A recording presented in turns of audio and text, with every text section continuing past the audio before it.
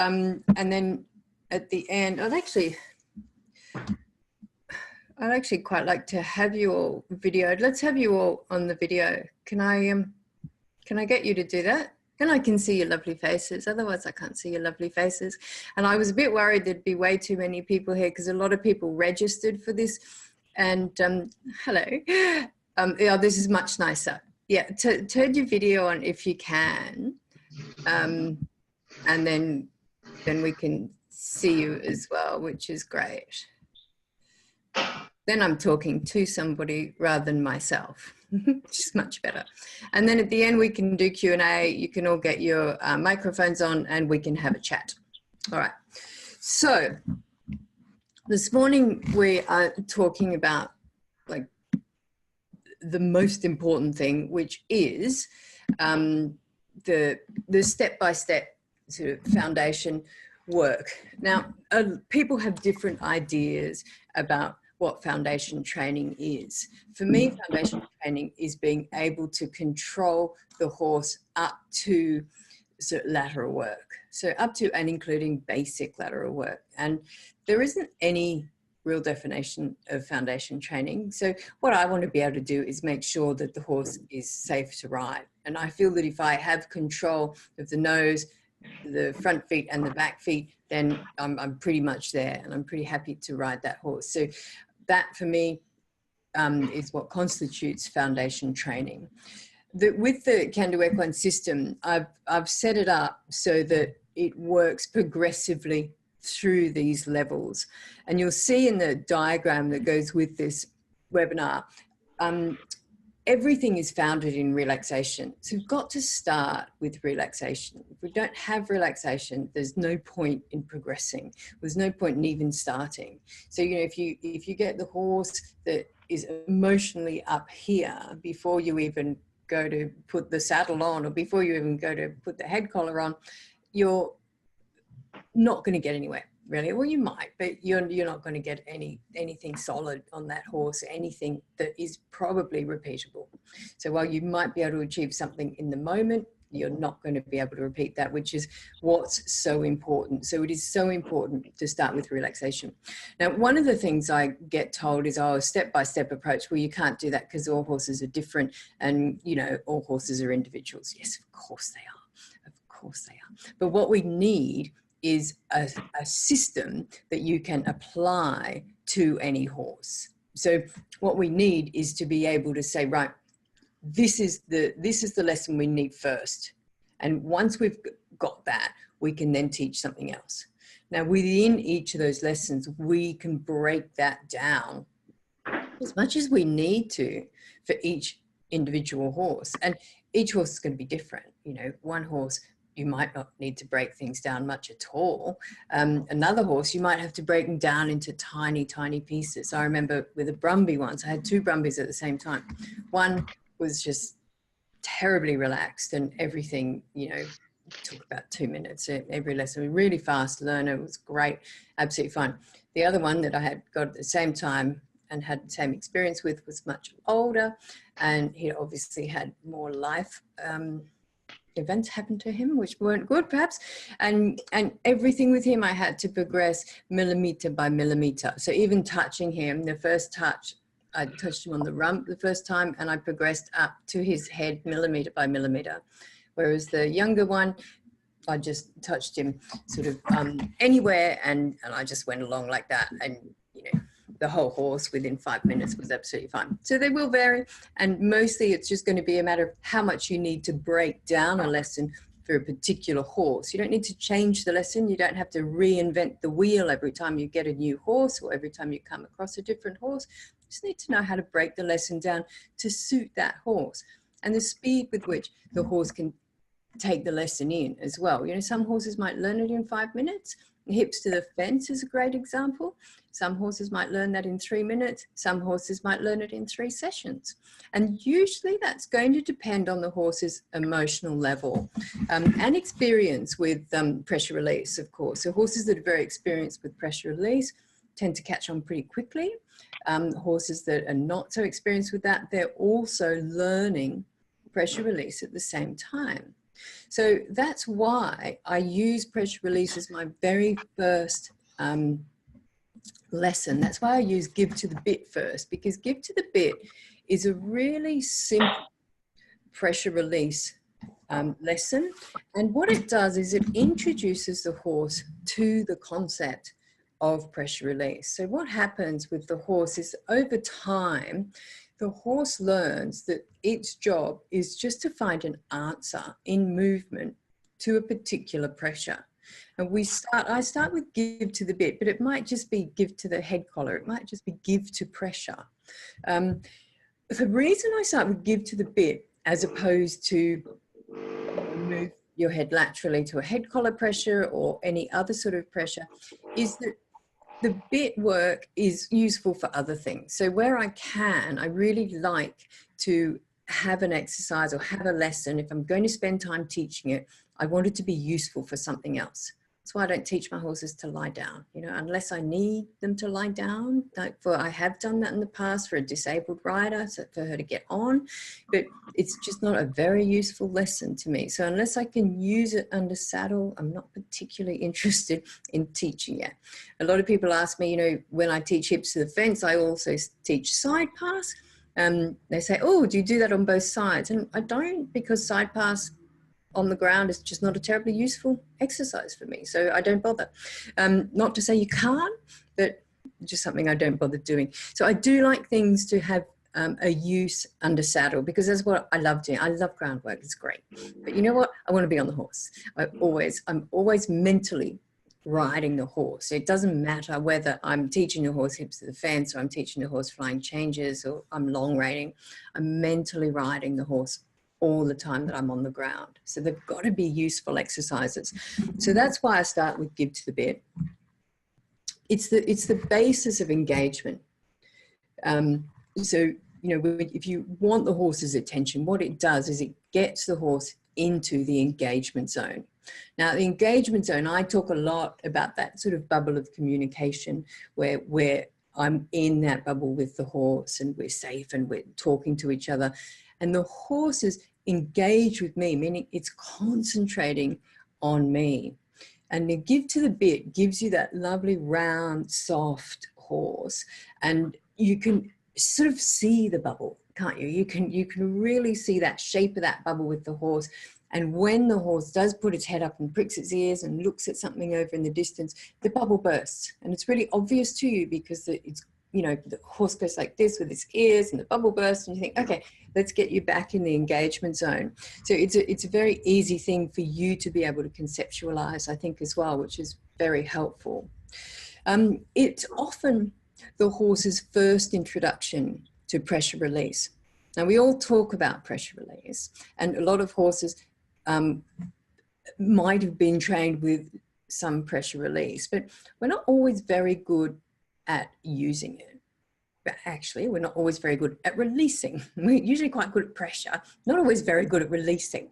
Now, it's all very well to say pressure release, but it doesn't really mean much until you explain exactly how it works. So what we want the horse to understand is that the pressure will go away and all completely gone when the horse finds the correct answer in movement. Okay, so, you know, this might be, if we're just talking about give to the bit, all we're doing initially, the only movement we want, and you have to have movement, the only movement we want is for the horse to move its nose laterally. So just move its nose to the side a little bit. So what we're going to do is we're going to pick up some pressure on one rein, let's say the left rein. We're going to wait until the horse comes off that pressure by moving its nose to the left, and then we're going to release that pressure, all of it. And the horse learns, oh, okay, so I feel this pressure, I move my nose, it goes away, and I get praised. And so that's pressure release, okay? So it's very important that we get that release right. Now, quite often when we start with this lesson, it's the first time the horse has been introduced to well-used negative reinforcement. So it's the first time the horse actually starts to get a full release when it makes the correct movement. So it's a very important introduction to the horse, because from here, with everything we teach, we progress with this really systematic pressure relief. You feel a pressure, you move something in one direction, and I release it.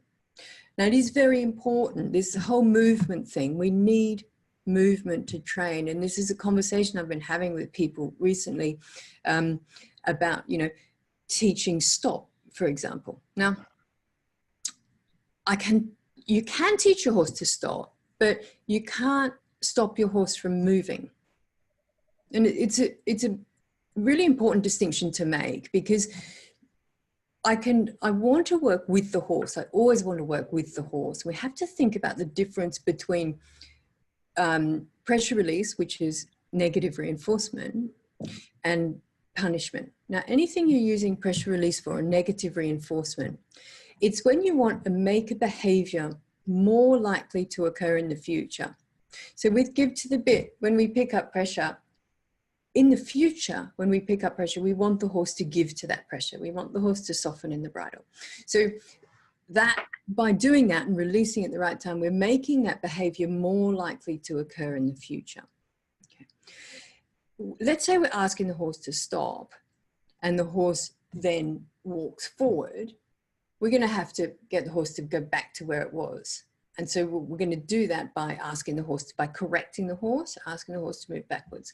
Now, that's a behavior that we want to happen less likely in the future. So we don't want that behavior. We don't want the horse walking forward. So we're going to correct it by moving it back, and that will make the behavior less likely to occur in the future. Correction is the same word for punishment. Okay, so it's exactly the same thing. We have to be aware of what it is we're doing. The only difference between correction and punishment is our perception of how severe that might be. So, what I'm saying is that the correction is something we do to make a behavior less likely to occur in the future. Now, we know that punishment doesn't work well with horses. You know, it's something we have to use. We do use it from time to time, but it simply doesn't work well for horses. So where we can, we really want to work on negative reinforcement, pressure release, and positive reinforcement, of course, you know, in the form of praise, adding anything, praise, a pat, scratch on the wither, all of those things. And keep it as simple as we can for the horse. So let's say if you do want to teach the horse to stand still, which is an important thing to learn, if you do that working with the horse, the thing to do is to get all the movement first, because the only thing you can do is you can force the horse to move its feet. So I can always make the horse move, and I can make the horse move in frame. I can make the horse move softly. I can make the horse move in self-carriage. I can teach it all these things. And then I can offer the horse the opportunity to stop. That's all I can do, because I can't stop its feet moving unless I put them in concrete. So I can offer it the opportunity to stop. If it takes it, great. I'll say, great. As soon as the horse moves, I'm going to say, okay, we'll go. And I'll work on all my other things that I'm working on. And then I'll offer it another opportunity to stop. If it takes it, I'll say, great. I'll reward it for that. And then as soon as it moves, again, I'll go back to something else, teaching it something constructive. And that gets me away from having to correct or punish the horse, because it gives me always something to be working on that uses pressure release, that moves the training forward. And I think that's really important. All right. So to get the horse engaged with learning, to get the horse into the engagement zone, are there other exercises that we can use? And there are, but I just don't think they're as useful. It's quite interesting. Somebody did an experiment a few years ago where they used just a pressure release exercise. And what they wanted to do was to see whether you needed less pressure over time. So it was sort of similar to the one that I did with getting the horses to step backwards through a corridor, where they, with this one, they used one of those pressure meters, like a prod, and they were moving a horse's hindquarter laterally. So they're moving the hindquarter away by prodding it on the hindquarter. And they did find exactly that. They found, very interestingly, of course, the more times they did it, the less pressure they required. In fact, towards the end of the lesson, they really just needed to move the prod in the general direction of the hindquarters, and the hindquarters moved away. And it was a really nice experiment because they were measuring the pressure required. And I think that's what we often forget, is that we should always be working for less and less and less pressure. And unless we're aware of how much pressure we're using, we don't know, do we? You know, unless you sort of think about that. So I think starting a horse's education with simple pressure release exercise like Give to the Bit, which is also adding to the horse's softness, the horse's roundness, the horse's lifting of its top line, building top line muscle, and ultimately self-carriage, is very useful because it makes us as trainers very aware of how much pressure we're using, which is very important. The other thing, you know, with it is, with this simple lesson, is that it controls the horse's emotional level. Now, horses are very emotional animals. They have to be, they're flight animals. They have to be very aware of their environment, and they have to be able to react very quickly to things. So their emotions can be quite volatile. And for training, what I find most often goes wrong with training is the emotional level is wrong. You know, the horse is too emotional and therefore it's not relaxed, so it's not learning. Or the horse is not emotional enough and it's basically asleep and therefore it's not learning. Both extremes, one might sound worse than the other, but they're really not, because they mean that you're wasting your time. Really, whatever you're doing, you're wasting your time and you're probably boring or frightening the horse. So, you know, we need to get this right. We need to find that engagement zone. And for me, the Give to the Bit exercise has always been the fastest way to get me there. And I have tried other things, the various things, but the Give to the Bit exercise, because it's so useful for all of the horse's training for the rest of its life, it's just, for me, it's just like, oh, I'll just go to that. It's my go-to thing to get the horse re-engaged. So if my horse, if I'm riding along, having a happy old time, and suddenly 6 kangaroos bound out in front of me, which does happen quite a lot here in Australia, the horse's emotional level goes up here. I go, oh, right, simple, Give to the Bit. As soon as the horse has that, get right, okay, might need some more shoulder control, and can go to shoulder control. And then if I still need some more attention, I can go straight to hindquarters. And I've got the horse back in my bubble of communication. So that's why I start with Give to the Bit. And as I say, it is useful for the whole education of the horse. Now, it's one of those things, it's what Give to the Bit becomes, and that frame and softness and self-carriage become an automatic response. And that's what we're building with our horse, automatic responses, so that we can layer them, we can build on top of that. And it's a bit like when you first teach your horse to tie up. Okay, you teach your horse to tie up so that it stands still while you groom or tack up or do whatever you do. Once your horse has been taught to tie up, that's an automatic response, isn't it? Your horse, you don't really actually need to tie the horse up, because it becomes so automatic for the horse that when it's at the tie rail, you can, flop the lead rein over the tie rail, the horse will stand there. Unless your horse hasn't been taught to tie up well, in which case go back and teach it. But it becomes an automatic response. And so does everything we teach. And that's the beauty of doing it like this, by building on that strong foundation. So Give to the Bit becomes an automatic response. And you'll find, if any of you have seen like the video of me riding the little Palomino quarter horse stallion, bareback and bridleless, he travels in frame, because frame is an automatic response for that horse. That's what he knows. When I ride and I ask him to move forward and my hands are here, whether I'm holding the reins or not, becomes an automatic response. The horse travels in frame. And that's what we're looking for, because once we have that, then we start building. So the next thing is shoulder control. We don't want to stick just to Give to the Bit for too long, because really with Give to the Bit, we're only really working the horse's head and neck.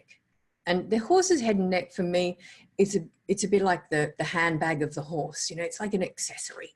I really want to control the feet, first the front and then the back. So, really, if I was working a horse, like if I let's say I had a new horse, I might spend 5 or 10 minutes working just Give to the Bit. And then I would start controlling the feet. So really, then I would go to shoulder control.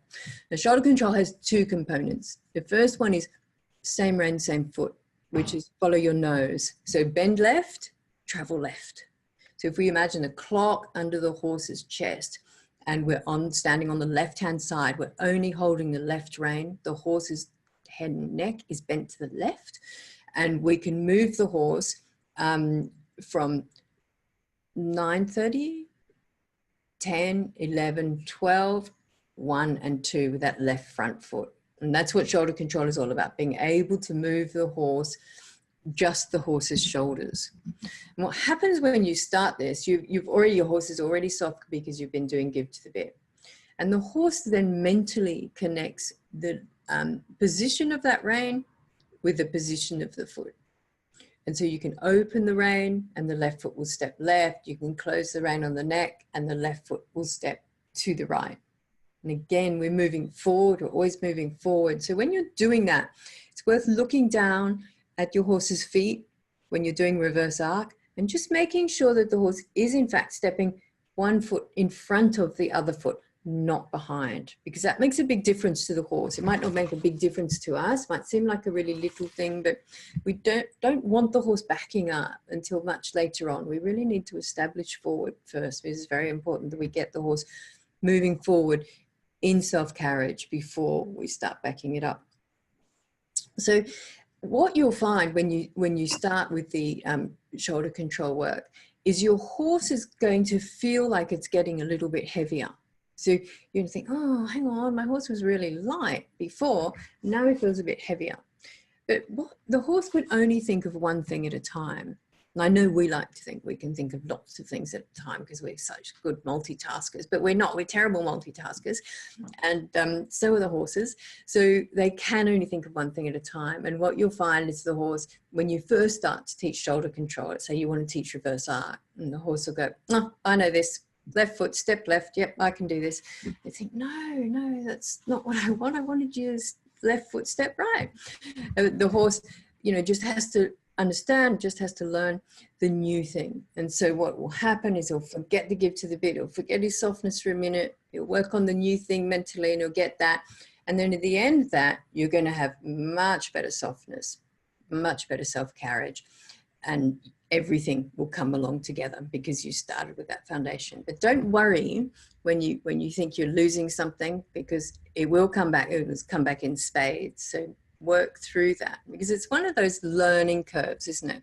Horses don't start here and then get progressively better at all. Horses start here, they get better, and then they get worse, and they get better, and then they get worse, and better and worse. And what happens is we quite often put them away a bit early. So the horse starts here, then they get better. And quite often this first learning curve is luck. Quite often the horse just got lucky, just moved his foot in the right direction a couple of times and wasn't really making that connection. And we say, oh, he's learned it, put him away, bring him out the next day, and you get, no, it doesn't know it, stupid horse, But we haven't worked through that. The horse hasn't probably made enough mistakes. So if the horse can make a few mistakes, doesn't need to make many, depending on the horse, depending on its training history, but make a few mistakes so it can see, oh, that wasn't the right answer, that wasn't the right answer, that wasn't, oh, that is, oh, okay, maybe I'll try that one again. And depending on what the horse is learning and the horse's emotional level, it's very hard to say. I get asked a lot, how many repetitions? Well, I don't know, how many good repetitions with the emotional level, right? At what stage of the learning curve? There are a lot of things that come into play, but certainly if your emotional level is right, you won't need as many repetitions. If your emotional level is too high, you will need even fewer repetitions, but they should be good. They better be good, because if they're not, your horse is going to learn fast here. The problem is horses do learn from fear. A lot of people use fear as a motivator and pain, and they do learn very fast. So if your horse is too emotional, it might be fearful. It might be in pain. We don't know at this stage. I'm just as an example, if your horse is too emotional, it will be learning very fast. So if your repetitions aren't good, that can end up being really dangerous quite fast. So it's why it's important to have your horse firstly relaxed and in the engagement zone, and then you can play with the emotions within there. Okay, so as soon as it comes out and your emotional level is too high, you need to bring it back to the engagement zone. You only want to go up with 10%, 10 to 15% up and down, not 20%. You know, if your horse is a 50 normally in the paddock, 50 out of 100 average horse, to train, you want to go, you know, up to a 60 to 65 and then back down to a 55. 60, 50, 60, 50, like this, rather than going way up, get up to 70, you need to regroup, come back to the engagement zone. So I think that's really important. Now, a lot of other people ask me why I start with the shoulders. Now, I've got 4 feet, I could start with the hindquarters. And a lot of people do start with the hindquarters, but there's good reason, I feel, to start with the shoulders. And there's a few reasons, but the main one is that it's a more natural movement for the horse. So if you look at a horse in a paddock, if it changes direction, it doesn't move its hindquarters around, it moves its shoulders around. So if you watch your horse in the paddock changing direction, you will see that the shoulders move around the hindquarters. And if you look again at some trainers and the way they get the horse to change direction, there's some really obvious ones with liberty work or work on a long line, and see how they change direction. What you'll find is the horse disengages its hindquarters or steps its hindquarters laterally around the shoulders to change direction. And it's quite an unnatural movement for the horse to do. And it's also quite an energy expensive movement for the horse to do. And if you do that a lot, like a lot of disengaging the hindquarters, you are likely to do some damage to your horse's back. So I really do try and avoid that. So for me, I go with the shoulders because I can get directional control with the shoulders. The big difference with taking control of the shoulders, and the big difference you'll find once you start doing this with your horse. And I don't know how many of you, I know a lot of you are in the gold membership, so I don't know how many of you have actually started the shoulder control, how you're getting on with it. But a really great exercise to do once you start it and once you get a bit of an idea is to draw a pattern in the sand in your arena, if you have an arena. Like I do, like a great big sort of figure 8, and just with a stick, just draw a big figure 8 in your arena. Take your horse. What I want you to do is look at the left rein and the left bit. You can see that. You can see it from when you're sitting in the saddle. And I want you to ride the horse over that line with the left bit on the line. This is great exercise. So you ride the figure of 8 or whatever your pattern is, and you have to make sure that the left bit is on top of the line the whole way around. Then ride the pattern again. This time have the middle of the horse's neck going over that line.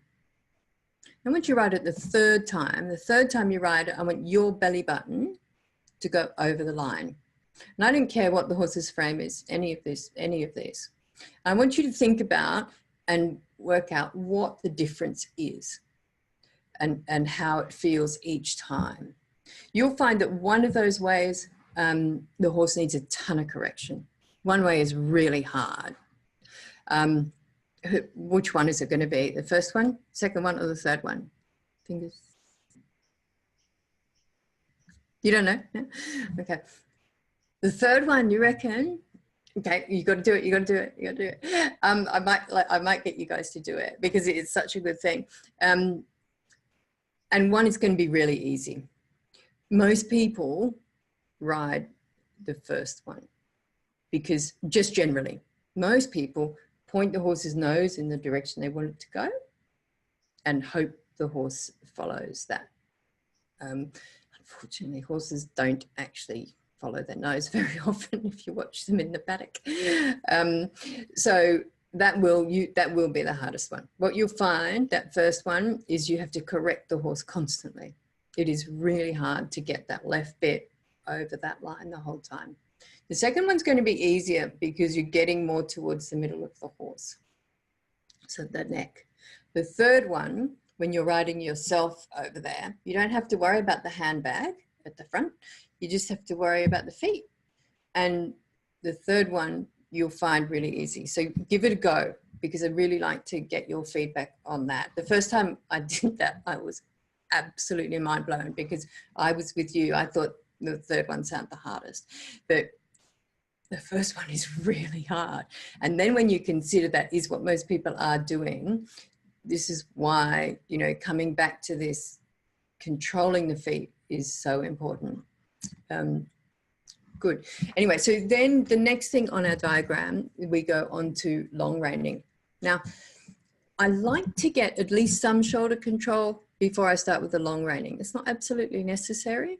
And one of the drawbacks with long reining is that you can't actually control the shoulders. So, you know, I'm always going on about long reining, about how useful it is and everything, but it has some major drawbacks. But I do think that, you know, as long as we know that those drawbacks exist, it's still a fabulous training tool. So long reining is great. Now, what's the difference between that and lunging? Well, basically that the horse is traveling in frame and in self-carriage, and building top line. So, you know, a lot of people, when we start a horse, a young horse, we're building muscle. Now, I always want to be building the muscles that I want the horse to use in the future. It doesn't really make any difference to the horse which muscles I build. Now, if I let the horse go around with its head in the air and its back hollow and just in its sort of natural, whatever natural posture it might have, I'm going to be building muscles. I'm going to be building all its muscles under its neck. It's going to be pulling itself forward with its shoulders, and I'm going to be building all of those muscles.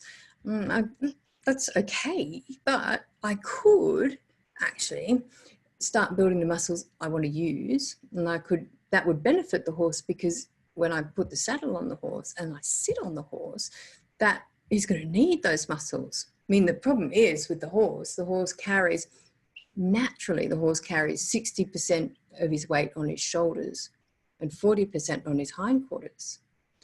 And then I go and sit on him, which further compounds that problem, because I sit on his shoulders. And then I say, right, horse, now that I've done this to you, I want you to get your hindquarters underneath you, and elevate your shoulders. And the horse goes, well, I can't do that. So, you know, if I've benefited the horse by actually building that top line first, it's much easier for the horse to then do it. So it's much easier, you know, if it's much easier for the horse is much more likely to want to give that a try and to want to get involved with training. So that's a huge benefit. And I think probably one of the biggest benefits to long reining is the building of that top line muscle. A lot of people then say, well, actually I lunge with side reins. So the horse is in frame, so I am better. Side reins are really a very blunt training tool. And what usually happens with anything that ties the horse's head down is the moment you take it off, you get even more head elevation. The horse goes, well, I'm free, and up its head goes. And so side reins and draw reins will usually actually teach the horse to raise its head and not lower its head, and be more tense than relaxed. The reason it builds tension is because usually the horse will fight against that. So it will lean on it. And you can't tell if side reins, if your horse is in frame, you can't tell whether or not they're leaning on the reins. So when you get on, if you require, you know, 20 kilograms of pressure in each rein to hold the horse in frame, well, that's because that's what your side reins taught the horse to do. So yeah, it is a very blunt thing. So I like the long reins because you have one rein in each hand. So you can see the horse's frame and posture, and you can feel its lightness, and you can give, which you can't do when the horse is tied down. So you can give and the horse gets a release. It doesn't get a perfect release, which is another drawback from long reining, but it gets a good release, and it gets a better release than it will with anything else. So that is really useful. Again, you know, the difference between that and lunging, especially if you're lunging on one rein, if you want your horse to have a run around and a bit of exercise, lunging is good for that, but you're not going to be building the muscles you want to build. So if you want to educate your horse, I'd stick 2 reins on and go the long reining route. It's a little bit more work to teach, but the benefits are huge. I think we need to remember as well with this, horses repeat whatever they practice. So whatever they repeat, they're going to do again. And it doesn't really matter whether you're on the horse's back or not, or whether you're at home or whether you're at the show. If you have a routine, horses love patterns, they're great pattern learners. If your routine involves having the horse on a 20-foot line, saddle up, put it on a 20-foot line, spin it around both directions, let it have a buck and a fart. When you get on, those behaviors are still there because you've just taught the horse those behaviors. So it may or may not present those behaviors under saddle, but if we're teaching the horse, we're using pressure release, the horse is developing a shopping list of behaviors. So every time it feels a new pressure, it's got a shopping list, can run down that shopping list of behaviors. Oh, I wonder if that's step left. Oh, I wonder if that's move my hindquarters. Oh, I wonder if that's buck like a lunatic. So know that you're adding it to the list. I know that when I teach my horses on purpose to rear, it's a mistake, don't do it. Don't do it. So whatever you teach, know that it's going on that list. So that's why I like to start with the shoulders, then the long reining. Now, long reining is also great because you can see and feel the horse, if it's ready to ride or not. Like I won't ride a horse that isn't traveling in frame, in walk, trot, and canter, and maintaining posture and softness through transitions. So I don't care whether it's, some great dressage horse or a new start. If it can do that, I'll ride it. If it can't do that, I won't ride it. And the reason is because I know that I can't. I know that I can ride anything that I can see like that. Anything that stays relaxed during, the transitions, walk, trot, and canter, maintains frame, softness, and posture, then I can ride that. I really know I can. And anything that doesn't, I don't know what else is in there. So I don't care whether it's a highly trained dressage horse or whether it's a, new start. It's very important. So again, I don't think it makes a difference to the horse, whether you're on it or whether it's on the ground. The horse is working through a pattern that the horse knows. If the horse has already been ridden, so habituated to having a rider, then whether you're in the middle of the circle and long reining it, or whether you're on its back, shouldn't make a difference. The horse is working the same pattern, which is why, it's so important that our cues are as similar on the ground when we're starting the horses as they are under saddle. Keep your rein at that same angle when you're doing give to the bit as it will be, so we don't have to reteach the horse, make it much easier. So after I've got that long reining and I know that I've got walk, trot, and canter and the transitions are good, then I go to hindquarter control. So you see I get all that forward before I start the hindquarter control.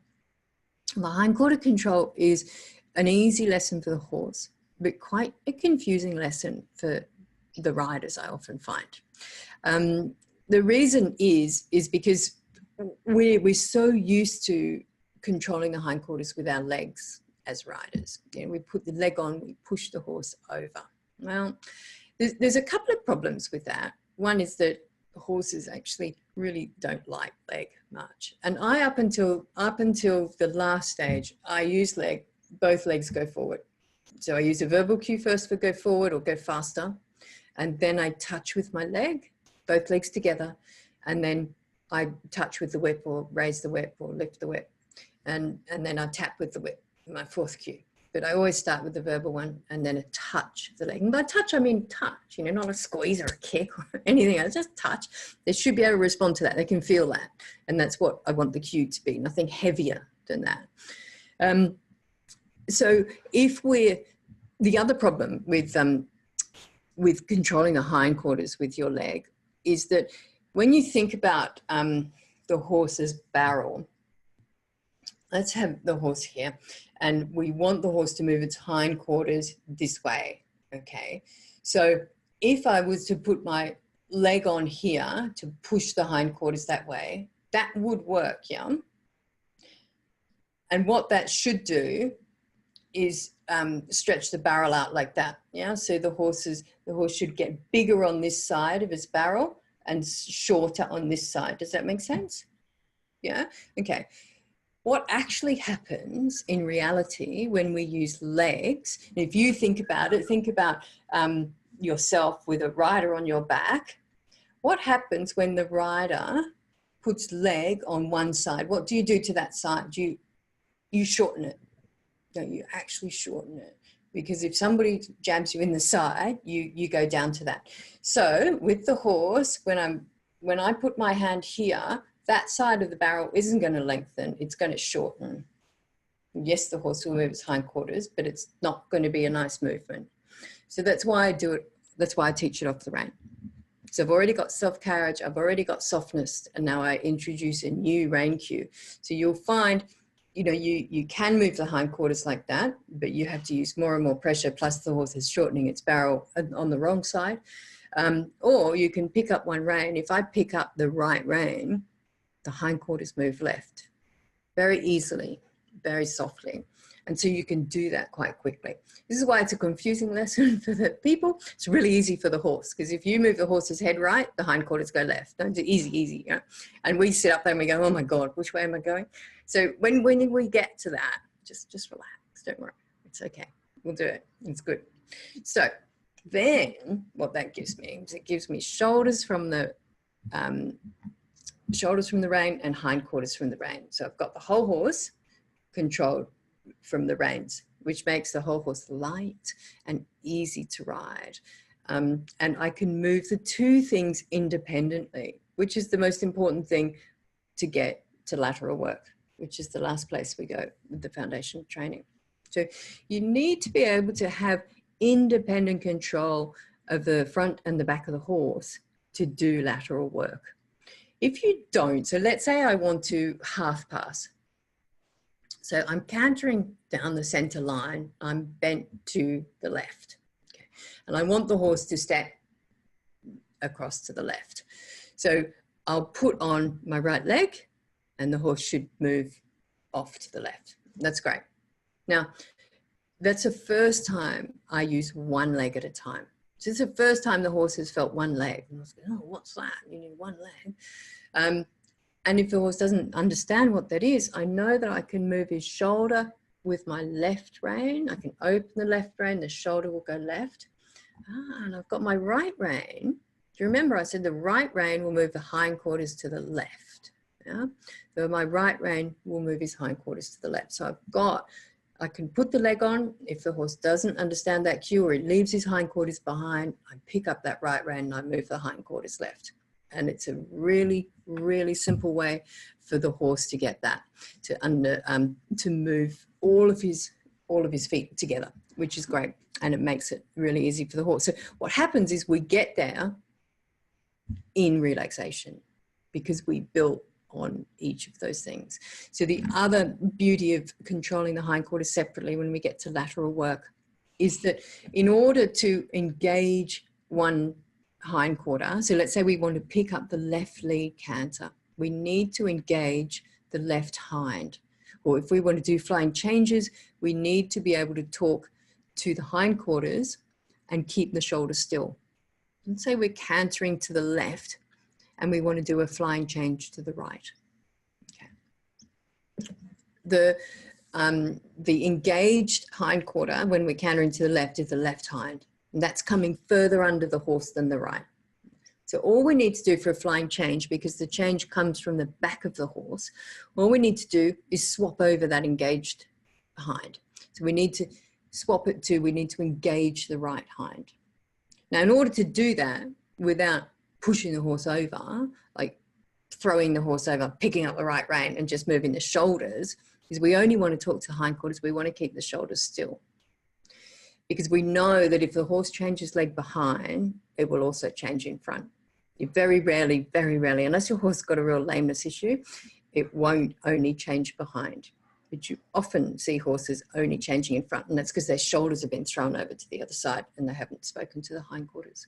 But if we can keep the shoulders still with our rein, we can lift the left rein, which is going to move the hindquarters right, and the horse will change lead like that. And we just set up some easy patterns for the horse. We never get that, you know, sliding your legs all over the horse and the tail swishing and all of that sort of thing, because it's a nice light aid and the horse has got that foundation in lightness and in self-carriage, and the horse understands independent hindquarter control. So, you know, I do quite often when I put out something like the flying changes video, everyone wants to do, oh, I want to do that. Yeah, I want to do that. But they're coming in up here, you know, there's no point. It's only going to confuse your horse. If you're teaching this off the rein, you need your horse to be light. You need your horse to be responsive. You need to have independent hindquarter control before asking. Then it's a simple exercise. But if it's not, if you haven't got that, it's a real slog to get this without all these things first. And it's really not fair on the horse. So that's why I have the progression in the way that we do. And that's really the rest of our course. For those of you that are in the gold membership now, we are up to long reining, I think, long reining, yeah. So we're halfway there, which is absolutely fabulous and very exciting. And what you'll find with your horses is, remember this. I just want you to remember the learning curves. They're going to get better. And then you think, oh my God, oh, it's getting so awful. But next time they have a good one, it'll be better than it was before. It goes up like this, but it's not linear. Okay. Anyway, so I will see you this afternoon, but thank you very much for coming to this webinar. I'm going to now see if I can turn you all your microphones on. Oh, I can. Anybody got any questions? Yeah, in the chat. it's Susan Kate. Oh, go ahead, Kathy. Susan, you go, because Kathy's just turned herself off. Oh, okay. I don't know why we don't have video. No, nor do I. But you can hear me. Okay. I can hear you. When you were talking about shoulder control, and you were talking about how they should step across in front of their other foot, not behind. Yeah. But what do we do if they step behind? Oh, just ask them forward, Susan. So one of the things with shoulder control is that it's very important to have forward before you ask for reverse arc. So if you do find your horse is stepping behind, just get more same rein, same foot, get the horse going around you, relax, then ask for another step of reverse arc. Good question. Yeah, yeah. Just go forward again and ask again. Wherever you can, avoid correcting the horse, because it's counterproductive. You're much better off just finding another place that you can praise the horse. Yeah, good question. Okay, thank you. Kathy, did you have a question?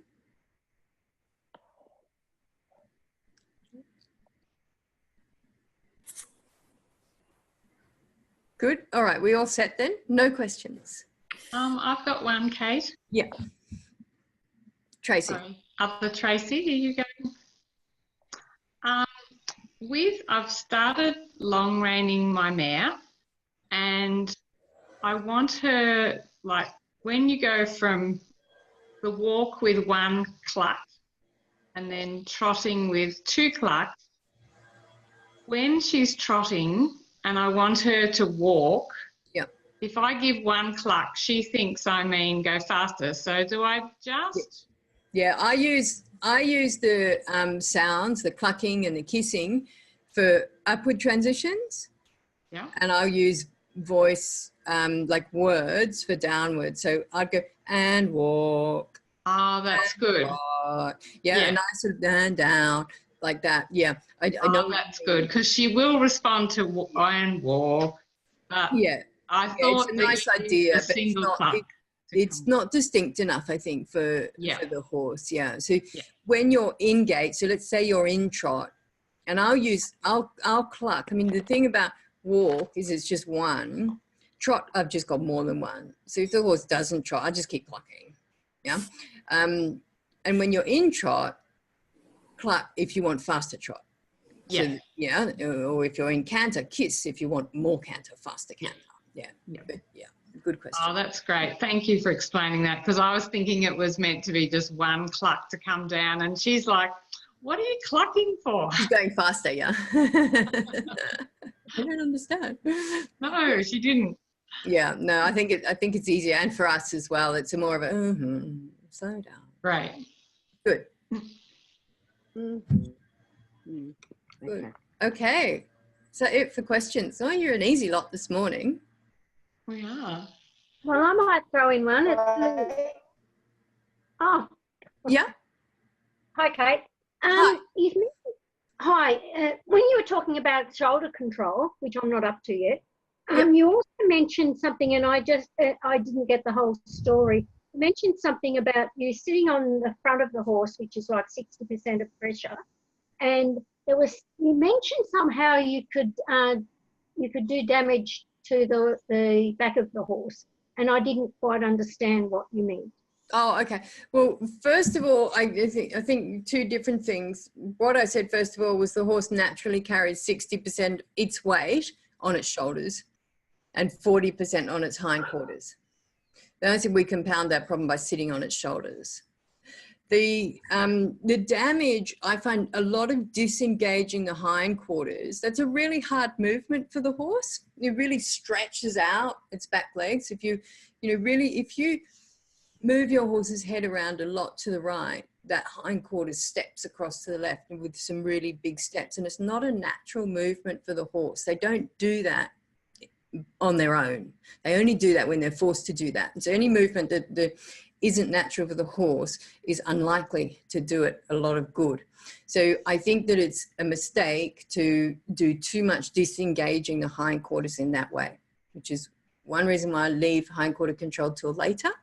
And it's the very reason that I never change direction by moving the hindquarters instead of the shoulders. I think any extreme movement like that, the horses don't make themselves normally is dangerous. It's a bit like you quite often see people putting the horse's nose on their knee. They call flexing. Get the horse to flex and goes round like this, around like this, right? And that cannot be good for the horse's neck. There's no way. And it's not something you ever see the horse doing. Yes, they can do it. They can scratch their tummy, but they don't spend their entire time going around with their head facing backwards. I mean, that's just because they can do it doesn't mean it's something they need to do repeatedly. And it's not something we ever want them to do when we're riding either. And so as soon as you do something repetitively like that, it's really likely to cause the horse some pain, which again is something we don't want to do. And then you'll get things like people say to me, oh, but I teach emergency stops or one-rein stops. Yeah. Don't do that. Don't do that. I mean, honestly, if you feel the need to teach your horse an emergency stop, don't get on. Wow, you should not be riding a horse that you might need to emergency stop. It's way too dangerous. And it's so easy to pull a horse over. If you absolutely have to if your horse is bolting, Hello, Tracy. pick up one rein and stop the horse, but expect it to fall over as well. But that might be the better thing than going under a bus. No, your number didn't come up. Okay. Yes. Sorry, I didn't get that. Oh, somebody's phone's ringing. Oh, Yeah, I was thinking the same about the one rein stop. Exactly. It's not a natural movement. no. And it's so severe, it really worries me. Yeah. And the idea of practicing it just blows my mind. Why? I mean, maybe in a real emergency situation, but we all, sometimes we have to do crazy things in an emergency situation. But honestly, if you ever have a horse that needs to be taught that, then Yep. I'm hearing you.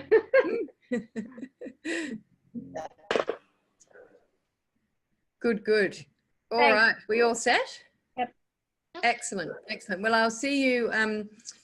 Gosh, I can't remember. It won't be next week because I think next week is Christmas. But I'll see you the week after that for this regular webinar. And those of you that are gold members, I will see you, I hope, this afternoon for our chat about long raining. Yeah? What time is that, Kate? I think it's at 6 p.m. Sydney time, Yeah, leave it anyway. Leave it. Thank you. whenever that might be. Does that make it an hour earlier than our previous meeting? Yeah, probably. Yeah. I did not be that big, but I hope my sister. Okay. So 1 in the morning for me instead of 2. 1 in the morning, Susan. That'll be convenient. It'll be a breeze. I I'll go to will. bed now. Don't worry. It'll be recorded because you only forget to record once. Trust me. I forgot once, and I had to remake the whole thing. So yeah, it will be recorded and it will be popped up there quickly. Anyway, I will talk to you then. Those of you that I see then. Otherwise, I'll see you in a couple of weeks. Great. Thanks, Kate. Bye all. Bye. Bye.